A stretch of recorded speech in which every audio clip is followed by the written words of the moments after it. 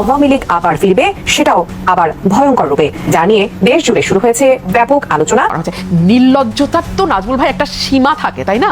এই সরকার নির্লজ্জতা, বেহায়ামির সকল সীমা ক্রস করে গেছে। ঠিক রাজনৈতিক সরকার যা করে, এই সরকারও সেই নোংরামি। শেখ হাসিনা দেশে ফিরে নেবার প্রস্তুতি সম্পূর্ণভাবে সম্পন্ন হয়েছে এবং জানা যাচ্ছে যে তিনি ঢাকায় অবস্থিত শাহজালাল বিমানবন্দরে নামছেন না, তিনি তেজগাঁও বিমানবন্দরে নামতে পারেন। যে পুতুল সরকার, সে পুতুল সরকারের প্রতিবাদ জানাচ্ছি। বাঙালি জাতির ইতিহাসে আরেকটি ন্যাক্কারজনক ঘটনা ঘটে। আমাদের প্রাণপ্রিয় নেত্রী জননেত্রী শেখ হাসিনাকে এই বাংলার মাটিতে ফিরিয়ে আনার জন্য সংগ্রাম শুরু করেছি। দিনে যতই যাচ্ছে ডক্টর ইউনূস সরকারের ব্যর্থতার পরিমাণ যেন বিশাল পাহাড়ের আকার ধারণ করছে।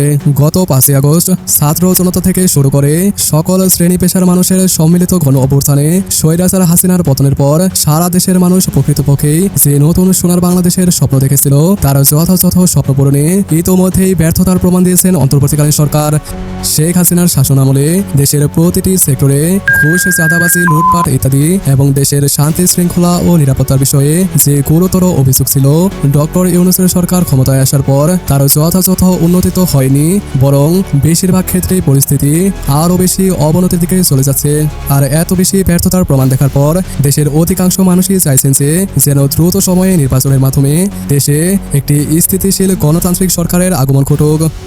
সাধারণ জনতার মধ্যে বেশিরভাগই আবার দাবি করছেন যে ডক্টর ইউনূস নাকি ক্ষমতার লোভে সংস্কার শব্দটিকে হাতিয়ার বানিয়ে এনসিপির সাথে জোটবদ্ধ হয়ে অযথা নির্বাচনের সময়কে দীর্ঘায়িত করছেন।